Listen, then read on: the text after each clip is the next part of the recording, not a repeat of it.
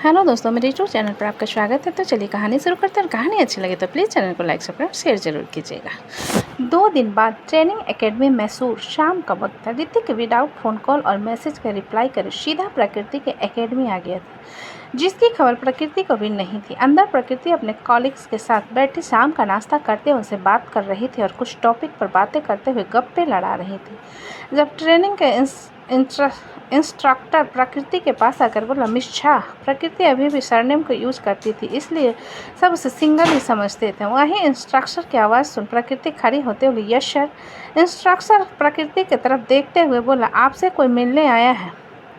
प्रकृति इंस्ट्रक्टर की बात पर अपना सिर हिलाते हुए बोली, ओके, आप उन्हें वेटिंग रूम में रहने के लिए कहिए, मैं आ रही हूँ। इंस्ट्रक्टर प्रकृति के बाद अपना सिर हिलाते वहाँ से चले जाते। प्रकृति उनके जाने के बाद अपने कलीग्स की तरफ देखते हुए बोली, मैं आती हूँ। उन कलीग्स में से एक खड़ा होकर प्रकृति से बोला, उसी तरफ मुझे काम था, चलो साथ में चलते हैं। प्रकृति उसकी बात अपना सिर हिला देते और दोनों बात करते हुए वेटिंग रूम की तरफ चले आते हैं। प्रकृति का कॉलीग, जिसका नाम विजय था, प्रकृति के वेटिंग रूम से के बाहर छोड़ते हुए बोला, अगर तुम्हारा काम हो जाए तो तुम यहीं पर खड़ी रहना, मैं लाइब्रेरी से बुक एक्सचेंज करके आता हूँ। प्रकृति विजय की बात पर अपना सिर हिलाते हुए बोली, मैं तो 1 घंटे में इंतजार कर सकती हूँ तुम्हारा। जिसे सुनकर विजय हल्का सा मुस्कुराते हुए, तुम्हारी ये फ्लर्ट करने के अंदाज कभी नहीं जाने वाली है ना। विजय की बात पर प्रकृति उसके सीने पर हल्का सा मुक्का मारते हुए, जस्ट शट अप, जाओ अपना काम करो, मैं वेट करती हूँ। विजय अपना सर हिला देता है। प्रकृति वेटिंग रूम का दरवाजा खोलकर अंदर आते हुए बोली, समवन हियर। ये कहते हुए प्रकृति थोड़ा सा अंदर आती है तो वो एक बड़ा सा वेटिंग रूम था, जहाँ पर बैठने के लिए कुर्सियाँ रखी हुई थी और एक खिड़की थी जिसे पूरी रोशनी अंदर आ रही थी। जब पीछे से ऋतिक अपने होठों में सिगरेट दवाई कस भरते हुए बोला, यश जान, आई एम हियर।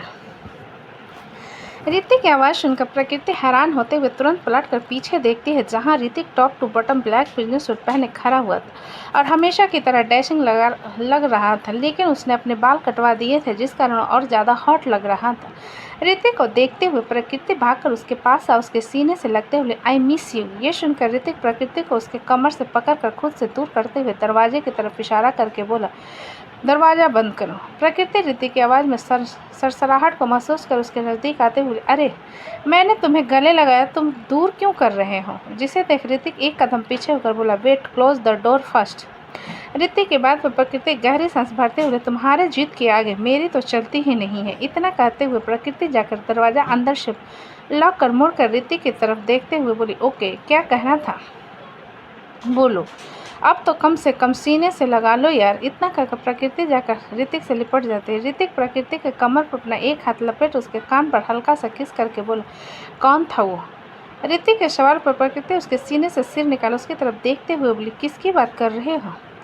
ऋतिक प्रकृति के कन्फ्यूज भरी आंखों को देखते हुए सिगरेट को वही फेंक कर अपनी मुट्ठी मजबूती से बंद करके बोला, जो 2 दिन पहले तुम्हें ब्रेकफास्ट के लिए बुलाने आया था, अभी बाहर, जिसका तुम 1 घंटा इंतजार कर रही हो, कौन था वो। ऋतिक की सख्त आवाज़ को सुनकर प्रकृति मुस्कुराते हुए बोले, पूरे 3 महीने बाद मैंने तुम्हारा ये जल भुना सा चेहरा देखा था, कितना सुकून मिल रहा है मुझे। प्रकृति का मुस्कुराते हुए चेहरे को देख प्रकृति उसके जबड़े को कस कर पकड़ उसके होठों पर फोर्सफुली किस करने लगता है और बार बार उसके होठों पर काटने लगता है, जिससे प्रकृति को दर्द महसूस होने लगता है। प्रकृति ऋतिक के बिहेवियर पर उसके सीने पर हाथ रखे उसे कुछ दूर करते हुए गुस्से से बोली, Hrithik, have you lost your mind. जिसे सुन ऋतिक अपने दांत पीसते हुए प्रकृति को घूर कर बोला, तुम यहाँ ट्रेनिंग के लिए आई हो या बंदों के साथ फ्लर्टिंग करने के लिए। प्रकृति ऋतिक के बात पर थोड़ा फ्रस्ट्रेट होकर बोली, ऑफ कोर्स ट्रेनिंग पर आई हूँ। तो ये है तुम्हारी ट्रेनिंग, यहाँ पर आए आदमियों के साथ फ्लर्ट करना, इसे तुम ट्रेनिंग कहती हो। ऋतिक ने गुस्से में कहा, जिसे सुनकर प्रकृति एक आह भरते हुए बोली, आह, तुम अपनी इनसिक्योरिटी के लिए मुझे यहाँ पर टॉर्चर करने आए हो। प्रकृति की बात पर ऋतिक अपना सिर नहीं में हिलाकर बोला, no, I am here to fuck you. Prakriti Hrithik की बात पर अपने दोनों हाथ जोड़ते हुए सिर झुकाकर बोली, माफ़ कीजिए महोदय, हमने आपको अत्यधिक क्रोधित कर दिया, अब प्लीज़ नॉर्मल हो जाओ। ऋतिक प्रकृति के बात पर वहाँ से जाते हुए बोला, आई डोंट केयर। इतना कहकर वो ट्रेनिंग रूम का दरवाज़ा खोलकर बाहर चला जाता है, जिसे देखकर प्रकृति उसके पीछे भागते हुए कहती है, अरे पतिदेव, रुक जाओ, इतना गुस्सा लेकर कहाँ जाओगे यार, तुम्हारी इकलौती बीवी हूँ मैं, आह, पीठ है या लोहे का दीवार। ये कहते हुए प्रकृति अपने सिर को सहलाने लगती है, क्योंकि ऋतिक दरवाजे पर ही रुक गया था, क्योंकि सामने विजय खड़ा हुआ था। विजय दिखने में काफ़ी लुकिंग था। बस उसकी हाइट ऋतिक से 1 इंच कम थी और उसका रंग गेहुआ था। ऋतिक लगातार विजय को घूरे जा रहा था। वही विजय अजीब नज़रों से प्रकृति की तरफ देखने के बाद ऋतिक से बोला, हेलो फकअप। ऋतिक ने रूड आवाज़ में कहा, जिसे सुनकर विजय कंफ्यूज होते हुए बोला, व्हाट यू मीन। ऋतिक विजय को कुछ कहने के लिए मुंह खोलने लगता है, जिस पर प्रकृति पीछे से उसके मुंह पर हाथ रखते हुए उसके पीठ पर उछलकर चढ़ जाती है और अपने पैर ऋतिक के कमर पर पीछे से लपेट उसके गले में अपना एक हाथ लपेट कर एक हाथ मुंह पर रखकर विजय से कहती है, हाय विजय। विजय अजीब नज़रों से पीछे लटकी प्रकृति को देखते हुए बोला, हाय, बट ये क्या है और ये कौन है। ये कहते हुए विजय ऋतिक की तरफ इशारा करता है, जिसे देख प्रकृति दांत दिखाते हुए कहती है, meet my husband. Hrithik Khanna बहुत बड़ा गुंडा है, मेरा मतलब काफ़ी अच्छा एजेंट और ट्रांसपोर्ट बिजनेसमैन है। विजय प्रकृति के बाद अपना सिर हिलाते हुए बोला, बट तुमने कभी बताया नहीं कि तुम मैरिड हो। जिसे सुनकर ऋतिक प्रकृति के हाथ को अपने मुंह से हटा उसके पैरों को अपने दोनों हाथों से पकड़कर विजय से बोला, now you know, stay away from my wife. प्रकृति ऋतिक की बात पर नाराजगी से उसे देखते हुए बोली, Vijay is good boy but I am a man, so maybe that's why you don't like me anymore। Hrithik ने प्रकृति को अपनी पीठ से जबरदस्ती उतारते हुए कहा, जिसे देखकर प्रकृति अपनी पकड़ ऋतिक के कमर पर और मजबूत करते हुए विजय से बोली, Vijay I will meet you tomorrow. इतना कहकर प्रकृति ऋतिक के पीठ से उतरकर ऋतिक के सामने आ उसके हाथ को पकड़कर उसे खींचते हुए बोली, चलो। इतना कहकर प्रकृति ऋतिक को खींचते हुए एकेडमी से बाहर की तरफ ले जाती है। प्रकृति हॉस्टल में रहती थी, जिसमें शाम तक जाना कंपलसरी था। ऋतिक प्रकृति के साथ बाहर आने के बाद उसे घूरते हुए बोला, मुझे यहाँ क्यों लाई हो। प्रकृति ऋतिक के बात पर उसे घूरते हुए बोली, गोलियां बारूद चल जाएगी यहाँ पर, इसलिए चुपचाप बताओ तुमने किसी होटल में अपना रूम बुक किया है। ऋतिक घूर कर प्रकृति की तरफ देखता है और उसके हाथ को पकड़कर उसे खींचते हुए कार की तरफ ले जाता है। समय धीरे धीरे बीत रहा था। जहां नैना ने लीव अप्लाई किया था, लेकिन अस्पताल की तरफ से उसे रिजेक्ट कर दिया गया था, जिस कारण वो लोग हनीमून पर नहीं जा पाए थे और नित्या अब धीरे धीरे ठीक हो रही थी। इसी तरह 1 महीना और बीत जाता है। जब नित्या बिल्कुल ठीक हो चुकी थी और अब अपने पैरों पर बिना सहारे के चल पा रही थी, उसके हल्के हल्के बाल अब आ चुके थे और वो मित्तल मेंशन में थे। वहीं ऋतिक प्रकृति से मिलकर वापस मुंबई आ चुका था। उन लोगों ने पूरे 2 दिन उसी होटल के रूम में बिताया था, लेकिन उसके बाद प्रकृति ने ऋतिक को कॉल करना बंद कर दिया था। आज महक के प्रेगनेंसी को 5वां मंथ शुरू हो रहा था और न्यू ईयर था, जिस कारण सब लोग उसकी तैयारियों में लगे थे। मृत्युंजय शाम को ऑफिस आवर खत्म करने के बाद घर पहुंचता है तो देखता है सभी लोग न्यू ईयर के प्रिपरेशन में लगे हुए थे। जब वैशाली गुस्से में दंदनाते हुए किचन से बाहर आती है और उसके पीछे समृति कूदते हुए रोते हुए बाहर आती है। मृत्युंजय, जो कि लिविंग हॉल में ही पहुंचा था, उन दोनों को देखते हुए बोला, क्या हुआ। फिर समृति के पास जाते हुए बोला, क्या हुआ बेबी। समृति मृत्युंजय को देखकर रोते हुए उसके पास आकर बोली, डैडा भूख। यह सुनकर मृत्युंजय समृति को अपनी गोद में उठाकर वैशाली से बोला, इसे भूख लग रही हो तो खाने को दो ना।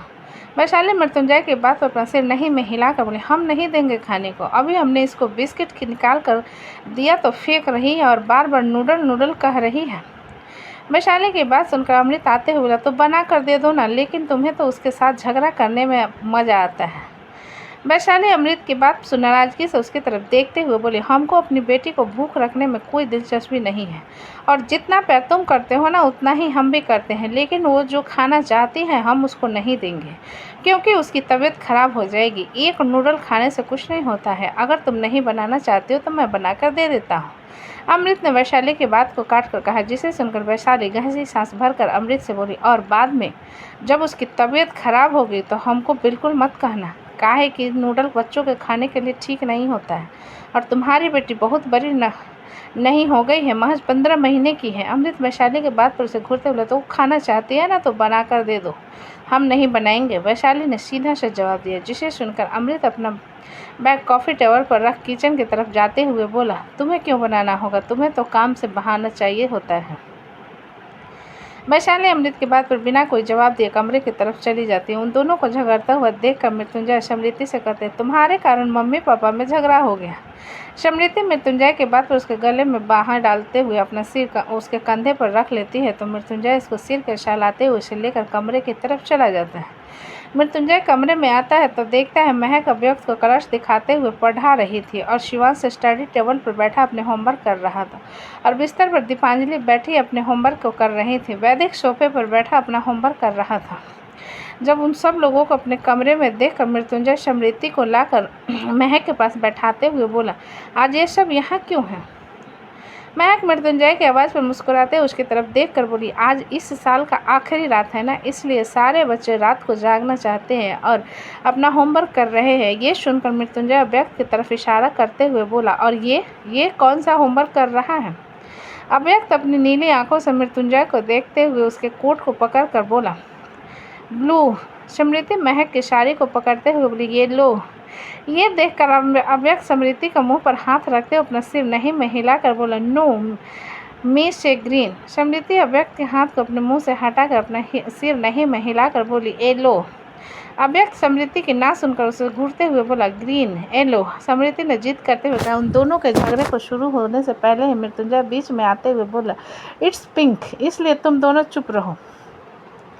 मृत्युंजय की बात सुन अव्यक्त अपने दोनों हाथ ऊपर करके उसकी गोद में जाने के लिए मुंह बनाते हुए बोले, डैडा येलो।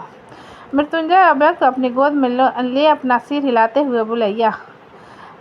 अव्यक्त मृत्युंजय के हाथ सुनकर खुश हो जाता है। जब मृत्युंजय दीपांजलि की तरफ देखते हुए कहता है, दीपा तुम्हारे मम्मी पापा कहाँ हैं?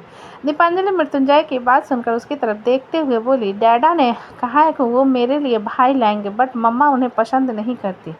मृत्युंजय दीपांजलि की बात पर कंफ्यूज होते हुए बोले, what are you saying? Deepanjali Mrityunjay की बात पर कुछ पल सोचने के बाद बोली, कल जब मैं डैडा के पास गई तब दरवाज़ा बंद था और मम्मा डैडा से कह रही थी, हटो इट्स हर्ट्स। गुस्से से कह रही थी, हटो इट्स हर्ट्स मीन्स मम्मा डैडा को पसंद नहीं करती। मृत्युंजय दीपांजलि की बात सुन महक की तरफ तिरछी नज़र से देखता है, जो कि उस बड़े ध्यान से दीपांजलि की बात को सुन रही थी, जिसे देखकर मृत्युंजय महक के सिर पर हल्का सा मार कर बोला, हे भोंदू मत सुनो। मृत्युंजय के अचानक सिर को मारने पर महक घूरकर उसकी तरफ देखते हुए बोले, मार क्यों रहे हो? मैं दीपांजलि की बात सुन रही थी ना, भाभी पसंद नहीं करती भैया को। मृत्युंजय कुछ कहता उससे पहले वैदिक दीपांजलि की तरफ देखते हुए बोला, अरे नहीं, वो कुछ और कह रही होगी। वैदिक की बात सुन दीपांजलि उसकी तरफ देखते हुए बोली, मैंने गलत नहीं सुना था, सच में मम्मा डैडा से यही कह रही थी। शिवांश अपना पेन कॉपी में पटक कर स्टडी टेबल से उठकर दीपांजलि के पास आ उसे उंगली दिखाते हुए बोला, दोबारा बकवास मत सुनाना, तुम्हें उनके कमरे के पास जाने की ज़रूरत नहीं है। मृत्युंजय शिवांश और वैदिक के रिएक्शन को देखकर बड़ी बड़ी उन दोनों के घूरने के बाद बोला, एक्सक्यूज़ मी, तुम दोनों? शिवांश और वैदिक एक साथ बोले, हम बड़े हो चुके हैं। महक उन दोनों की बात पर फ्रस्ट्रेशन में बोली, मुझे भी बताओ दीपांजलि क्या कह रही थी, मुझे अभी तक समझ नहीं आया। शिवांश महक की बात सुन उसे उंगली दिखाते हुए, भोंदू मॉम मत समझिए, आप भोंदू बन कर रही है, ये अच्छी चीज़ नहीं है। मेरे डैडी ने बताया था जब मैं उनसे इस बारे में बात की थी, उन्होंने कहा कि ये अच्छी चीज़ नहीं है और कोई भी इस बारे में बात करे तो उसे डांटना, इसलिए मैं दीपा को डांट रहा हूँ। आपको भी डांट खानी है? महक शिवांश को सीरियस देखकर अपना सिर नहीं में हिलाते हुए, नो, लेकिन मुझे जानना है, मैं बड़ी हो चुकी हूँ। मृत्युंजय महक की बात सुनकर उसे घूरते हुए बोला, अभी तुम बच्ची हो, चुप रहो। उसके बाद शिवांश और वैदिक की तरफ देखते हुए बोला, दीपा को यहाँ से लेकर जाओ। वैदिक मृत्युंजय की बात पर अपना सिर हिला देता है और शिवांश की तरफ देखते हुए कहता है, तुम्हें इसका मतलब पता है क्या? शिवांश अपना सिर नहीं में हिलाते हुए वैदिक को डांटते हुए बोला, गंदी चीज़ें का मतलब नहीं जानना चाहिए, समझो। चलो। वैदिक अपना सिर हिला देता और वो लोग दीपांजलि को लेकर कमरे से बाहर चले जाते। उनके जाने के बाद मृत्युंजय महक की तरफ देखते हुए बोले, क्या तुम सच में इसका मतलब जानना चाहती हो? महक मृत्युंजय की बात पर अपना सिर हिला देती है, जिसे सुनकर मृत्युंजय शरारती तरीके से मुस्कुरा देता है, जिसे देखते हुए महक समृद्धि को अपनी गोद में उठा बिस्तर से उतरते हुए बोली, क्या हुआ, इतना मुस्कुरा क्यों रहे हो आप? मृत्युंजय महक के सवाल पर अपना सिर नहीं में हिलाते हुए बोला, कुछ भी तो नहीं, बस यूँ ही तो मैं तुम्हें डिनर के लिए बात बताऊँगा, इसका मतलब क्या होता है? मृत्युंजय की बात पर महक अपना सिर हिला देती है और कमरे से बाहर चली जाती है। महक के पीछे पीछे अव्यक्त भी उसके साड़ी के पल्लू को पकड़ते हुए बाहर चला जाता है। तो दोस्तों, कहानी कैसी लगी मुझे कमेंट में लिखें। अच्छी लगे तो प्लीज़ चैनल को लाइक करें, सब्सक्राइब करें और ज़्यादा से ज़्यादा शेयर करें। कहानी को पूरे सुनने के लिए धन्यवाद।